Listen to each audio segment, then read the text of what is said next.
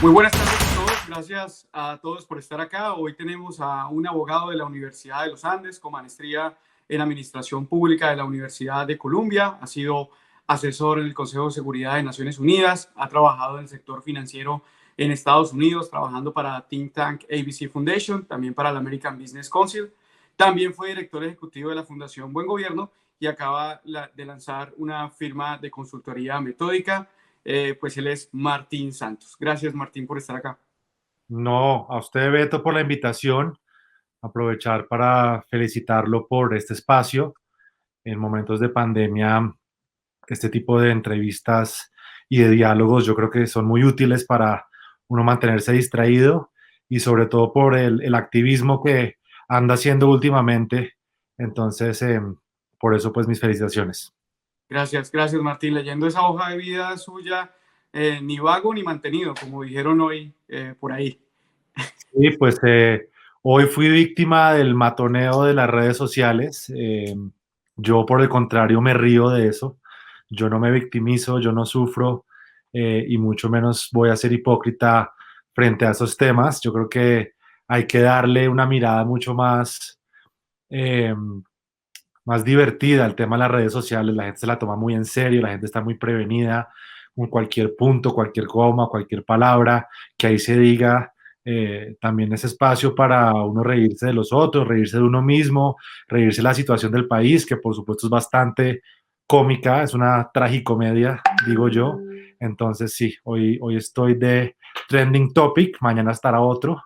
Voy a montar una fundación junto con Hassan Nazar, víctimas del matoneo eh, de la periodista, pero bueno, y ahí se suman otros, inclusive usted. Usted también podría entrar a formar parte de ese selecto grupo, entonces, pues, a mucho honor. Sí, y lo peor de todo es que lo nombra uno de sus programas, le da la publicidad gratis, eso sí, porque pues yo, como estábamos, o como yo dije ahorita, no importa que hablen de ella, lo importante es que hablen. Pero bueno, Martín, no vinimos a hablar de ella, vinimos a hablar de temas fundamentales del país. Cabe señalar a todas las personas que están viendo este video o esta entrevista que no estoy entrevistando a Juan Manuel Santos, estoy entrevistando a Martín Santos, porque me han escrito muchas personas preguntándome dígale a Martín por qué Juan Manuel Santos vendió el páramo de Santurbán a las multinacionales, por qué Juan Manuel Santos el tema de derecho, por qué Juan Manuel Santos en el tema económico, en el tema de los falsos positivos, en fin, aunque le preguntaremos la opinión a Martín, cabe señalar que el que debería responder a esos cuestionamientos es el mismo Juan Manuel Santos. La primera pregunta, Martín, que le quiero hacer es, ¿usted cómo califica a este gobierno en el tema de la implementación de los acuerdos? Antes que empecemos a responder las preguntas, yo pues en esos formatos intento ser lo más abierto, lo más franco posible, entonces ningún tipo de restricción a ninguna pregunta. Yo jamás diré siguiente pregunta, querido periodista. Eh, es parte de lo que yo pienso y cuando acepto este tipo de espacios espero que sea una conversación franca, abierta, divertida eh, y pues que comience la función entonces. Pues este gobierno, por supuesto, se va rajando pues en el tema económico, por supuesto, el desempleo disparado, obviamente hay que tener en consideración la pandemia, eso es un factor que hay que tener un poco muy al margen, pero inclusive antes de eso, eh, ya la economía estaba dando unos signos de, de una tendencia a decrecer. En el tema de derechos humanos, pues por supuesto también se raja este gobierno. En temas de liderazgo, no tenemos un presidente líder, tenemos un presidente que recibe órdenes, tenemos un presidente muy parco, tenemos un presidente que lastimosamente no se preparó bien para asumir las riendas de este país, tenemos un gabinete eh, que un día dice una cosa, otro día dice otra, llevamos dos ministras del Interior en menos de un año, eso refleja el poco liderazgo, el poco compromiso que tiene este gobierno en sacar sus políticas adelante con la relación en el Congreso, en los temas de agenda internacional. Antes, pues el mundo nos veía con otros ojos. Ingresamos a la OSD, New York Times nos referenciaba a Colombia como uno de los principales destinos para viajar en los años pasados, y el único logro internacional que hemos hecho es hacer el ridículo en Naciones Unidas con fotos falsas, insistir con una estrategia del cerco diplomático que eso ni siquiera ya la gente sabe qué es. Eh, entonces, pues la verdad es que en el campo internacional también deja mucho que desear este gobierno. Entonces, pues en resumidas cuentas, podría seguir avanzando en muchos otros sectores, pero en mi opinión este gobierno se va rajando. Y lo más triste de todo es que esto ya se acabó. En un año, incluso ya vemos que las elecciones arrancaron. El último año de gobierno de los presidentes, ya todo el mundo sabe que nadie le para atención a lo que hace. Le pasó a mi papá, le pasa a todos. Entonces, prácticamente estamos entrando en este último año de gobierno en donde la prioridad número uno va a ser mitigar los efectos negativos del COVID. Entonces se puede decir que el gobierno Duque ya terminó. Y Martín, entonces a la pregunta concreta que le hacía, ¿cuál es su opinión referente al tema de la implementación de los acuerdos? Porque si bien en este quedó dentro del marco legal, que en 2 periodos estos no podían ser modificados, pero vemos un afán de este gobierno en hacerlo, a como dé lugar, ya sea obstruyendo la implementación, inclusive hasta sacando dinero de los fondos de paz.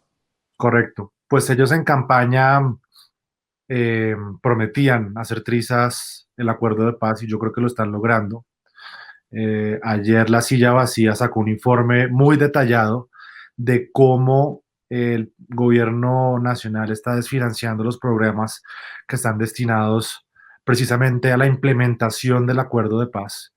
Eh, entonces, es muy paradójico porque cuando es el Consejo de Seguridad de Naciones Unidas o cuando la Asamblea General de las Naciones Unidas, allá va el gobierno a sacar pecho por el respaldo que se le está dando al proceso de paz, pues porque toda la comunidad internacional lo apoya, lo apoyó y lo seguirá apoyando. Entonces, por supuesto, ellos no quieren ir allá a confrontar algo que la comunidad internacional apoyó. Entonces, van y se ponen la máscara de que están trabajando por un país en paz, pero vienen aquí eh, los esfuerzos que se han hecho en el tema de restitución. Pues obviamente existen muchos senadores, ya todos los conocemos, que se oponen a este proyecto. El tema de las víctimas, la unidad de víctimas sufrió, creo que una cortada del 50% de su presupuesto, y son varios detalles que uno puede ver en el día a día que indican que a este gobierno, por supuesto, no le interesa para nada la implementación de los acuerdos de paz. Martín, ¿y usted qué opina de los perfilamientos? Usted apareció ahí y eso de utilizar también dineros de la paz, más de 2.500 millones de pesos, para pagarles a una empresa que a su vez también trabajó para la campaña y pagarles simplemente para perfilar a unas personas, escribir si son negativos o positivos al gobierno y después pedir sus números de cédula. Y esto no pasaba, esto pasó en el gobierno de su papá. Mire, a mí el hecho reciente que me pareció más grave es que mi papá fue a una reunión, como todos ustedes ya saben, con el jefe del partido de las FARC, con quien firmó la paz, lo cual es completamente normal que eso ocurra. Ahí no se está cometiendo ningún crimen, no se está confabulando en contra de nadie, simplemente, incluso fue una reunión un poco tensa porque se le insistió al partido FARC que tienen que ser mucho más dirigentes y menos cínicos a la hora de hablar de la verdad, que es momento de dar la cara, los colombianos lo están esperando. De eso se trató la relación, la reunión, perdón, y oh sorpresa, una persona muy afín al gobierno y a la oposición, no sé de dónde, no sé cómo se consiguió la información, estaba espiando a un expresidente de la República a través de una ventana. No sé si estaba trepado en un árbol o qué, o si nos tienen chuzados, o si nos están haciendo perfilamiento a nosotros o seguimiento. Nosotros siempre bromeamos en mi casa que todos tenemos el teléfono chuzado, pero yo creo que no es ninguna broma. Yo creo que de verdad existe esa posibilidad, porque cómo más se pudo haber enterado esa persona, ese sujeto de eso. Imagínense lo que hubiera pasado de haber sido al revés. Imagínense que se hubieran encontrado a alguien tomando fotos y videos en el ubérrimo montado encima de un árbol. ¿Qué tal lo que le hubiera pasado a esa pobre persona? Entonces, yo sí creo que este gobierno, frente a sus opositores, los jueces, los periodistas, los opositores políticos, los contradictores en redes, les ha dado un trato bastante peligroso. Así es, pero esta reunión, pues hablando como tal de esta reunión, que no fue a la luz del día, pero sí fue a la luz pública, tienen que tener en cuenta ustedes que los custodian ustedes, pues son miembros de la fuerza pública, son gente subordinada todavía del gobierno actual, de las fuerzas militares actual. Estaban hablando que no quiero incriminar a nadie, mucho menos nada, pero estaban hablando que de pronto una escolta ya sea de su papá o del señor Timochenko había filtrado información a este señor, el que es más conocido por ser agresor de mujeres y neonazi que por ser periodista. Correcto. Pues la verdad no conocía esa versión. Las personas que nos han cuidado a lo largo de estos años son como familia para nosotros. Literalmente ellos darían su vida por la nuestra. No tenemos sino agradecimiento con ellos, con sus familias, porque trabajan día y noche. Estamos completamente agradecidos por la dedicación que nos han dado. Obviamente es un entorno diferente a como era en la presidencia. Obviamente tenemos todavía un grupo reducido de personas que nos cuidan y confiamos en ellos, en su criterio y en su confidencialidad. Entonces no podría darle ninguna respuesta a esa aseveración que... No, no, como- corrijo, es de los escoltas de Iván Cepeda. No, no quiero, ah, si sus escoltas llegan a ver esto, van a decir que Beto está insinuando. No, no, no, no. Decía la información que escoltas de Iván Cepeda le habían vendido información. Igual, esa es la información que está en internet. Yo quería saber su opinión, pero para nada quiero incriminar pues a las personas que dicen que ah, ustedes cuidan y que merecen toda la confianza. pues la gente, le digo, la gente que nos cuida a nosotros tiene un sinnúmero de secretos que ya pudo haber filtrado a la prensa, de novias, de lo que y hasta el momento eso no ha ocurrido. Entonces sí me sorprendió un poco esa aseveración, pero le agradezco la corrección. Sí. La verdad no tengo conocimiento de eso, pues seguramente, así como infiltran a las altas cortes y a los periodistas, estoy seguro que también podrán infiltrar esquemas de seguridad. Así es, así es. Martín, devolviéndome al tema neurálgico del gobierno de su papá, yo quiero preguntarle a usted primero como ciudadano si usted considera que el plebiscito por la paz fue un error. Me va a perdonar la palabra que voy a usar, pero fue una cagada, porque,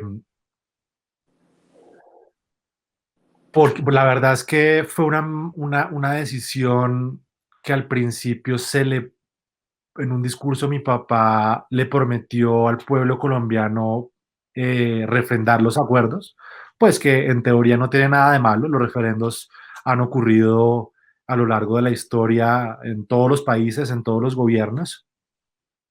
Lo que pasa es que, pues sin duda, polarizó el tema, el país, eso hay que aceptarlo. También hay que aceptar que la gente vota más por miedo que por razón. Eso no lo consideramos, eso no lo tuvimos en cuenta. Hubo un asesor externo que estaba ayudando al gobierno de mi papá que nos advirtió, dijo, mire, nosotros vemos que las encuestas están marcando 70-30 a favor del sí, 60-40, lo cual es un margen muy amplio, pero muchas veces está el voto tímido, el voto que la persona que en familia dice que va a apoyar, por supuesto, el proceso de paz, pero que a la hora de ir a votar eh, piensa más con la venganza que con el perdón. Obviamente la campaña negra de la oposición tuvo mucho efecto. Hasta el día de hoy hay personas que insinúan que este país lo gobierna la guerrilla, que se le entregó el país a las FARC, que nuestros hijos, obviamente la iglesia, las iglesias cristianas tuvieron mucho que ver eh, por el tema de de la famosa ideología de género. En fin, un cúmulo de cosas que hicieron que el tema del plebiscito fuera, vuelvo y repito, una gran cagada. Martín, le cuento una experiencia. cuando nació esto de ser activista, que yo creo que me nació cuando, en el preciso momento que mataron a mi papá, de preguntarme el por qué, ese activismo individual de querer solucionar su caso, pero que se convierte en general cuando te das cuenta que todas las personas en Colombia tienen los mismos problemas que tú y entiendes que para solucionar tu problema, pues tienes que arreglar el de los demás.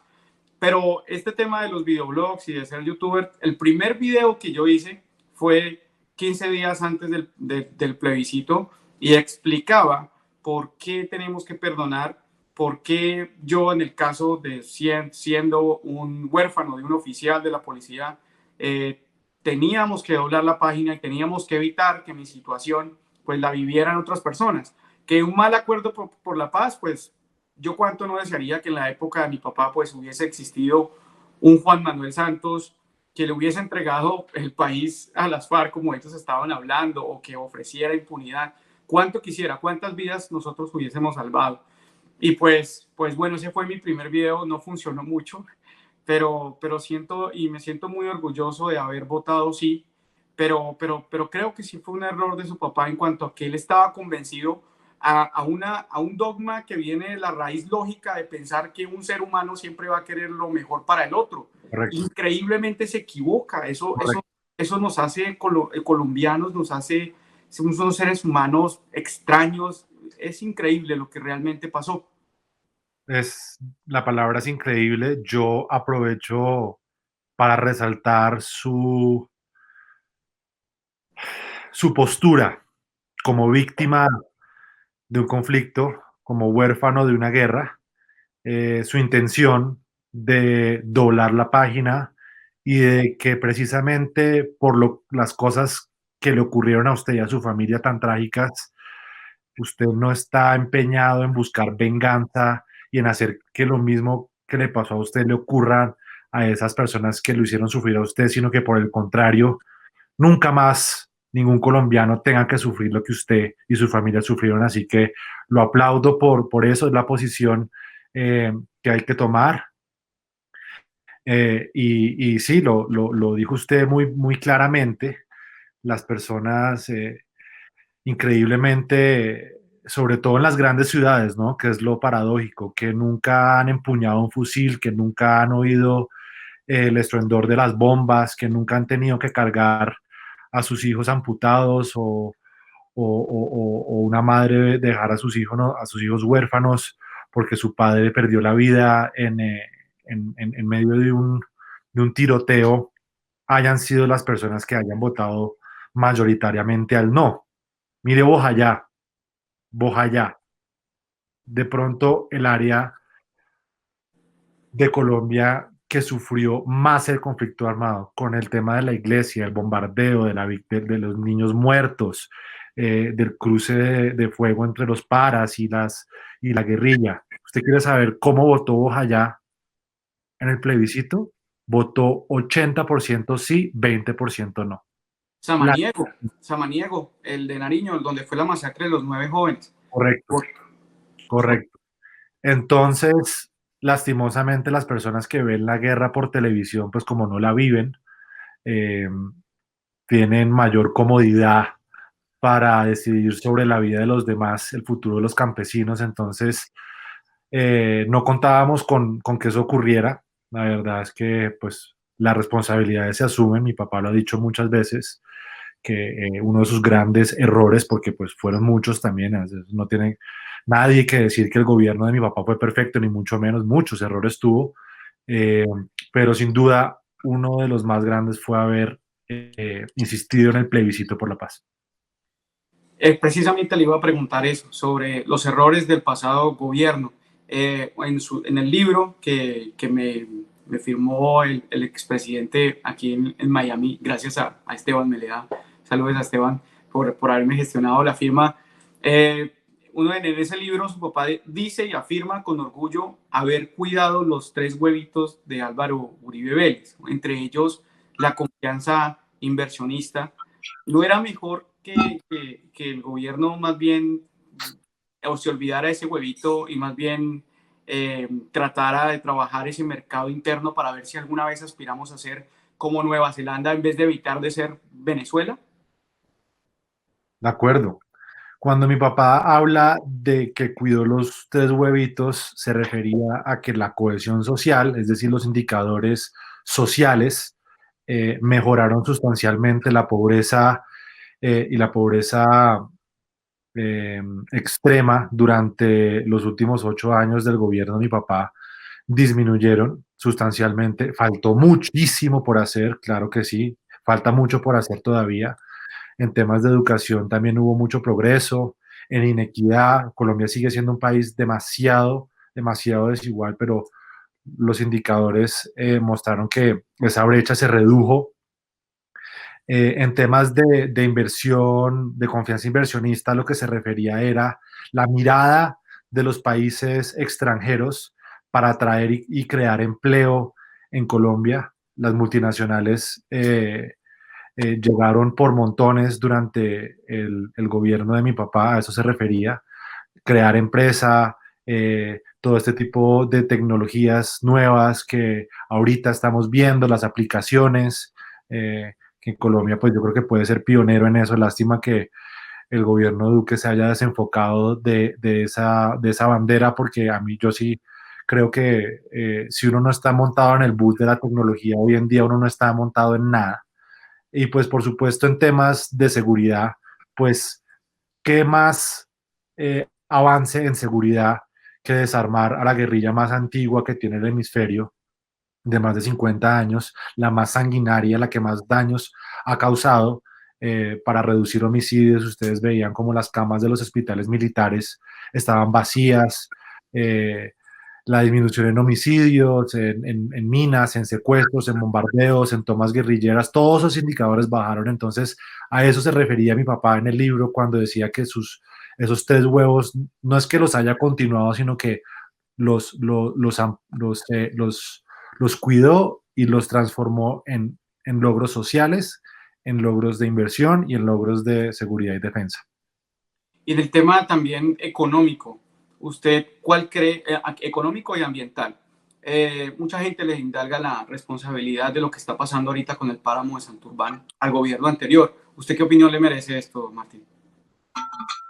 Mire, la verdad es que eh, desconozco ese tema, puede ser una respuesta bastante cobarde y me dirán que me estoy saliendo por la tangente, pero honestamente no me siento en capacidad de responder esa pregunta porque no me queda muy claro lo que sucedió. Me debí haber informado primero antes de aceptar esta entrevista porque seguramente ese tema iba a salir. Mi papá ayer incluso le preguntaron que en retrospectiva y a hoy, qué opinaba del fracking y dice pues que un no rotundo a esa forma de minería extractiva.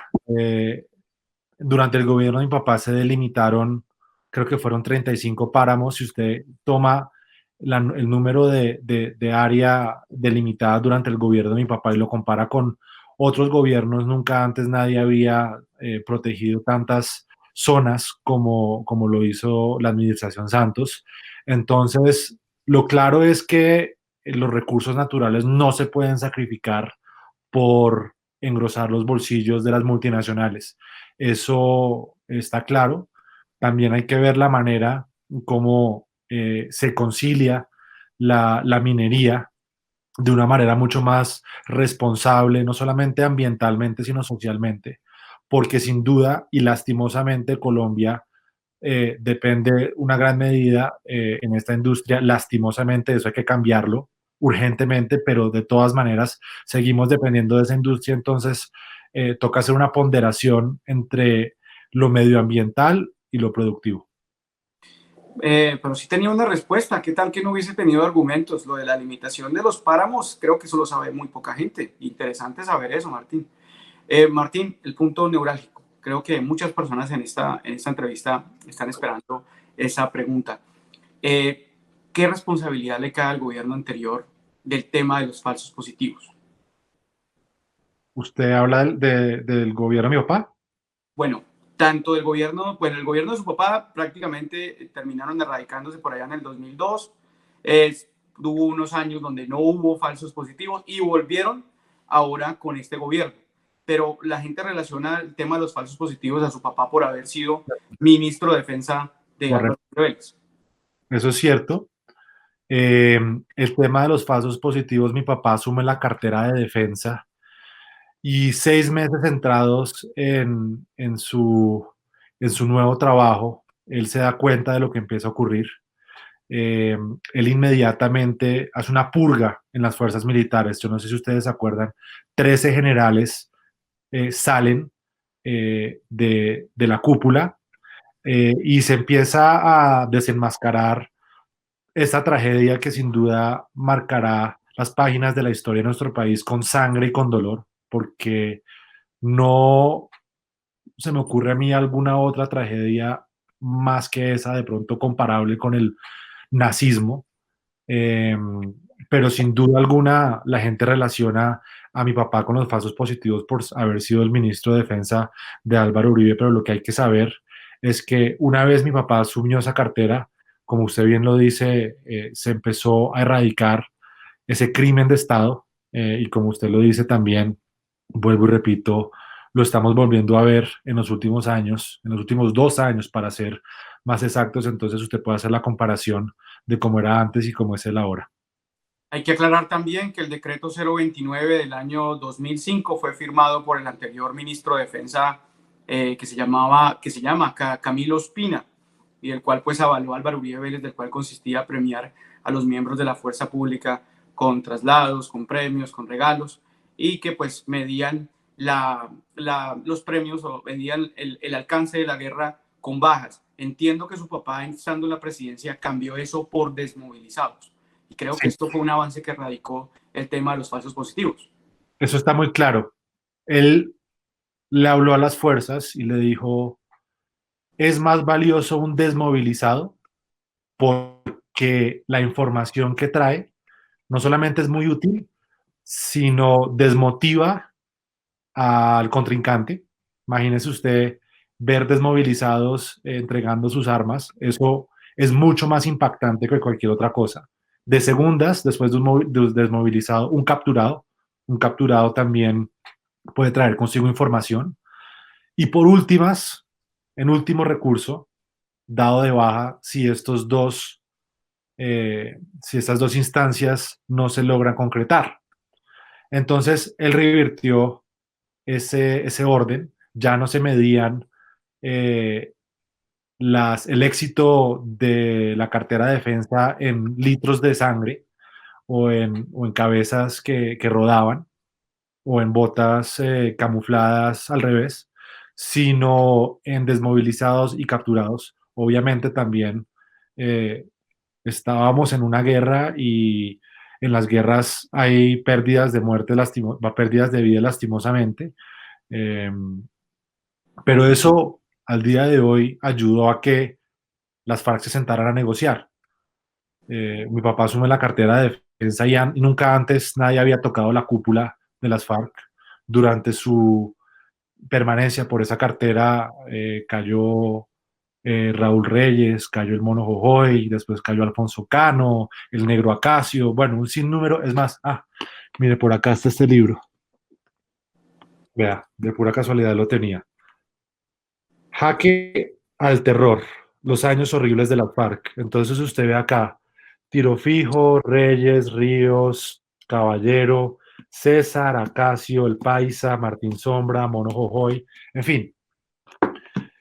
Eso era indispensable para traer a la mesa a la guerrilla de las FARC, porque usted póngase en los zapatos de un guerrillero fortalecido militarmente, donde no se ve, no ve el peligro de estar deambulando por el país, pues usted qué incentivo tiene para sentarse a negociar en una mesa. En cambio, la estrategia del garrote y la zanahoria fue lo que mi papá implementó, que fue garrote para posicionar a las Fuerzas Armadas muy por encima de las FARC militarmente y en el territorio, pero garrote, pero zanahoria, brindándoles un espacio en la mesa de negociación que terminó en que 15.000 o más desmovilizados de las FARC hayan dejado sus armas.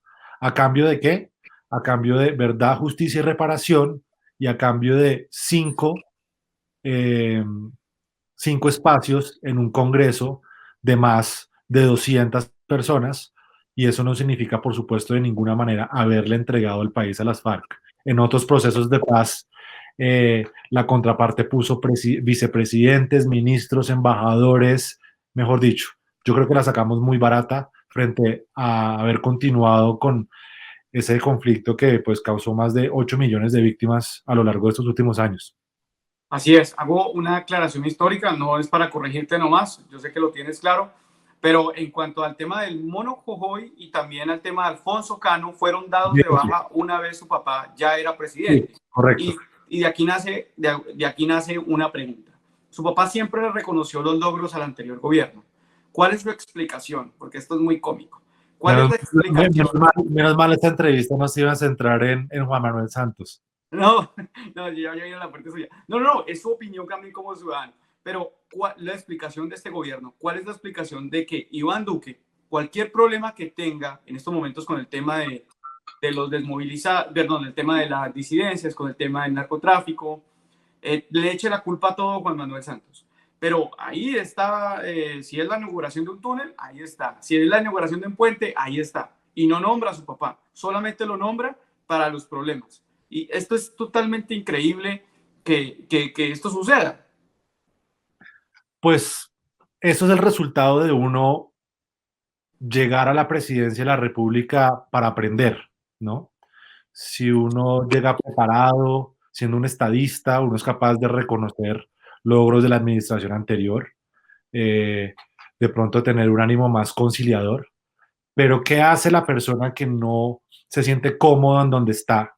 Echarle los problemas y la culpa a la administración pasada. Lavarse las manos es muy fácil, eh, y obviamente apersonarse de los logros durante su mandato, pues también es una salida bastante sencilla.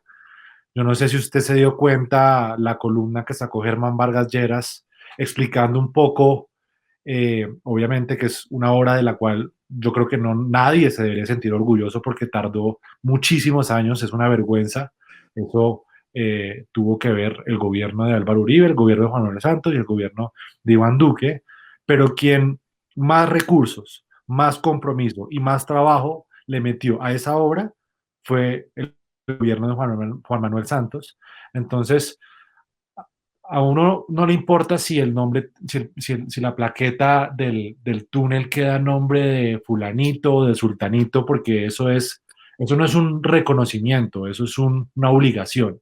Entonces, si el nombre de A, B o C está o no está, eso no importa, pero sí lo que entristece un poco es el hecho de que una persona, pues supuestamente diligente, estadista, responsable, se comporte de esa manera. Pero esos son pequeñeces que no hay que detenerse a fijar, sino más bien ver a ver cómo logramos recomponer eh, este país, que obviamente tendrá unas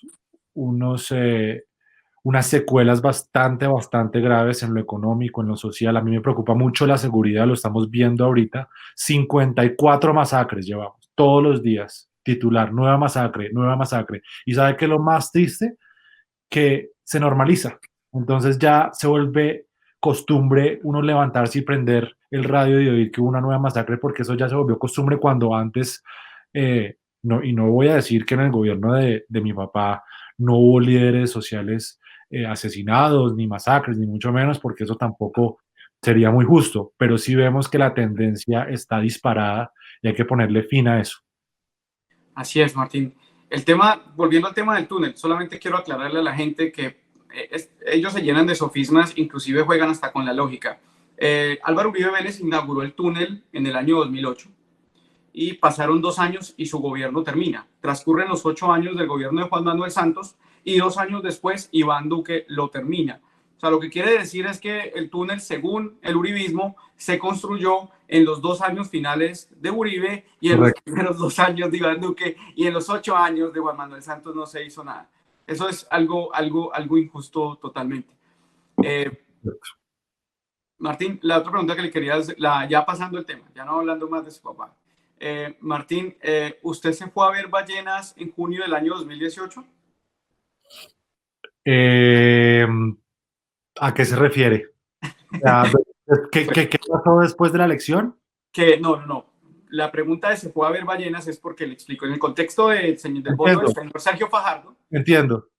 Ah, prefirió irse a que ver sí. ballenas que votar por alguno o por el otro. ¿Usted me está preguntando que por quién voté? Más o menos la pregunta. Pues yo me fui a vivir a Estados Unidos y no me percaté del tiempo límite que, que había para hacer el registro de mi cédula ante el consulado de Nueva York. Y si le soy franco, fui un ciudadano irresponsable y no voté, porque no pude. ¿Quién hubiese votado? Yo hubiera votado en blanco. Yo hubiera votado en blanco. Eh, por supuesto, el gobierno del Centro Democrático no me parecía conveniente, pero tampoco me parecía conveniente en su momento eh, una persona como Gustavo Petro para asumir las riendas de este país. Yo creo que necesitamos una persona mucho más conciliadora. Yo creo que los colombianos estamos cansados, agotados de los extremos, de la peleadera, de ver a ver quién hizo qué obra.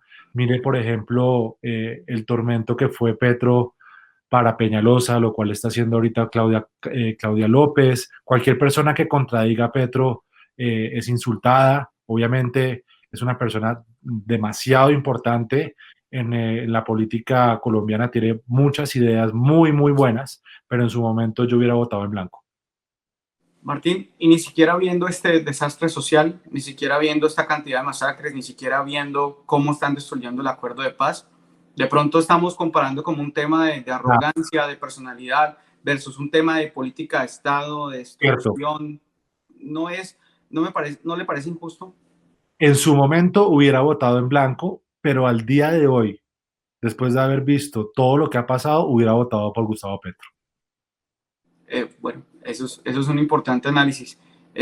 Lo que le quiero preguntar ahora tiene que ver con la noticia de los hijos del expresidente. No le voy a preguntar sobre qué opinión le merece eso. Pero Martín, usted es una persona preparada, lo vimos en su hoja de vida. ¿Usted va a entrar a la política? No, yo creo que Por el Colombia está momento, cansada. por el No, momento. no, no, se lo digo francamente, Colombia está cansada de los mismos, con las mismas, de los mismos apellidos, de las herencias políticas que a mí me parecen, in- o sea, me parece hasta un poco patético que uno por llevar un apellido entonces tenga el derecho a ocupar X o Y cargo. Las jerarquías, yo creo que están mandadas a recoger. Mire lo que está pasando en España. Entonces, yo, como lo he dicho varias veces, el liderazgo no se hereda, el liderazgo se cultiva y hay que dejarle espacio a otras personas mucho mejor preparadas que uno, como por ejemplo usted. Usted debería eh, lanzarse a algo.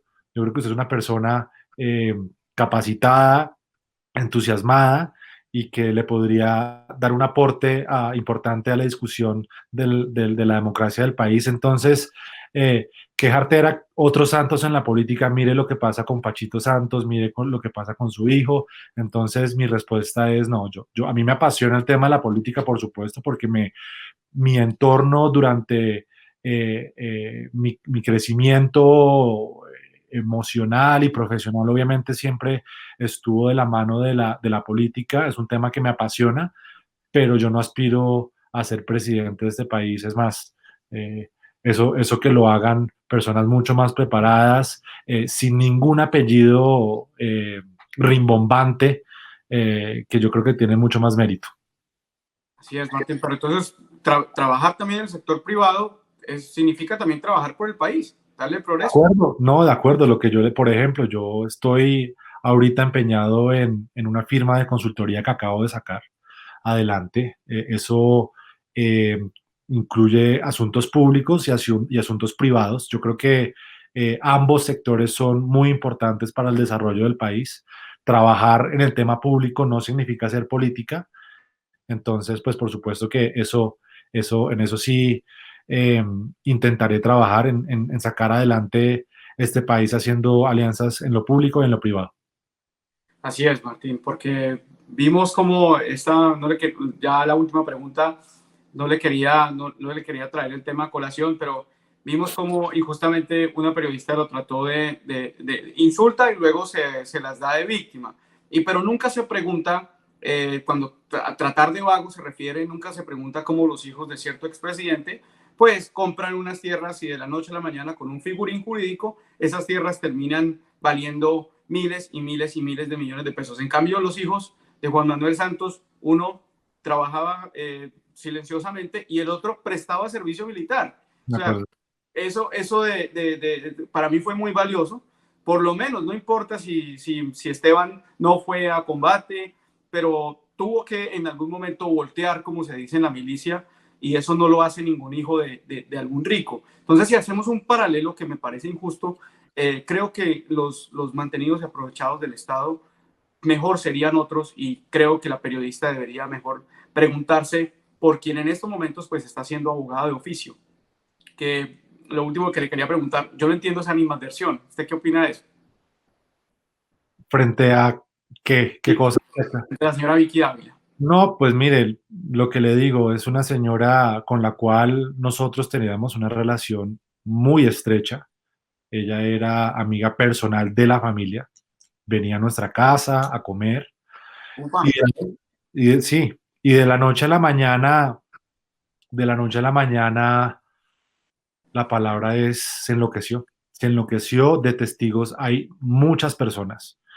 Y ella vio la oportunidad de sentirse víctima de un gobierno para renacer. Ella en un momento sale de RCN, creo que sale de algún canal de radio y monta su canal de YouTube y se da cuenta que victimizarse en un gobierno siendo periodista es muy taquillero.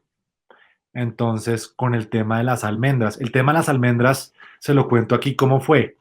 El tema de las almendras fue porque ella sacó una noticia que se habían pagado 15 millones de pesos por unas almendras que eran unos souvenirs muy bonitos que se le daban a cada persona que venía de afuera del país a Palacio, por X o Y razón. Un detalle, eso las personas lo aprecian, eso las personas se lo llevan a sus países y dicen, uy, qué buen trato me dieron. Es normal en la diplomacia. Y entonces ella manipuló las cifras para decir que una almendra valía 15 millones de pesos, lo cual es obviamente absurdo e impensable y mentira. Entonces, en su momento, la secretaria general de presidencia le mandó las almendras para que ella viera pues que era un detalle, en vez de estar gastándose plata en otros regalos, en vajillas de plata, como lo suelen hacer otros gobiernos, porque a nosotros nos tocó, nosotros llegábamos, mi papá llegaba a los Emiratos y le regalaban relojes, mi papá llegaba a Francia y le regalaban vestidos o corbatas. Esto eran unas almendras amarillas, azules y rojas con la bandera de Colombia, un detallito. Y entonces ella tomó eso como una especie de envío o de mensaje mafioso para decirle que la iban a perseguir. Y acto seguido, coincidencialmente, ella sale de la FM por malos números, por bajo rendimiento, y ella mandó a decir que mi papá le había ordenado al grupo de Ardila Lule a sacarla. ¿Ustedes creen que, número uno, un empresario tan importante como ese señor va a sacar a una periodista porque el presidente se lo diga? Número dos, hubiera sido completamente contraproducente haber sacado a Vicky Dávila si acto seguido iba a seguir Hassan Nazar, que era incluso más beligerante que ella. No tiene sentido. Sacó un libro de eso. ¿Pueden creer? Sacó un libro de ese suceso, obviamente con todas las manipulaciones habidas y por haber. Y ahí está, victimizándose, porque, como vuelvo y lo repito, sentirse perseguido por un gobierno es muy popular si uno es periodista. Exactamente, y porque creo que básicamente el periodismo en Colombia debe ser el contrapeso del poder, pero siempre hay una manera objetiva y rigurosa, y no criticarlo por criticarlo, ni tampoco adularlo por adularlo, como está haciendo ella en estos momentos. Martín, te quiero agradecer por darme el honor. Yo sé que usted casi no concede este tipo de entrevistas. Me siento muy honrado por las palabras que también me dice, y pues le quiero dar las gracias a usted también por, digamos, su papá haber tenido la intención. Si ven, estamos pasando unos momentos muy difíciles. Yo sé que va a volver a amanecer en Colombia, y ese sueño que algún día tuvo su papá de por lo menos darnos paz se va a cumplir. Muchos errores tuvimos, pero un solo presidente que haya tomado como política de Estado la paz, creo que eso ya todo el país lo debe valorar. Y sin duda, a pesar de todos los errores y de todas las cosas que no estoy de acuerdo con el gobierno de su papá, seguramente pues va a pasar a la historia. Bueno, no, pues muchas gracias por este espacio. A la gente que nos estuvo viendo pacientemente, un agradecimiento. A los que les gustó, a los haters, los que quieran unirse al hashtag de hoy, bienvenidos. Los que quieren hacer memes, pues por supuesto. Que de esta situación tan trágica también hay que sacar un espacio como estos para reírse, para charlar, para soltarse, para soltar las tensiones con las que creo que estamos viviendo intensamente los colombianos en estos días. Entonces aprovecho para felicitarlo a usted, Beto, por su espacio, por lo que está haciendo, por su activismo, y de una vez le digo que le veo un futuro muy promisorio a su campaña política. Entonces anímese, que menos voces como las mías, como las de los Santos, importan hoy en día, y más como las suyas, las de Beto Coral, son las que necesita el país. Los uribistas me quieren ver pronto en Colombia, pues no vaya a ser que se les cumpla el milagrito. Gracias, Martín. Hasta luego. Que estén bien. Chao. Adiós.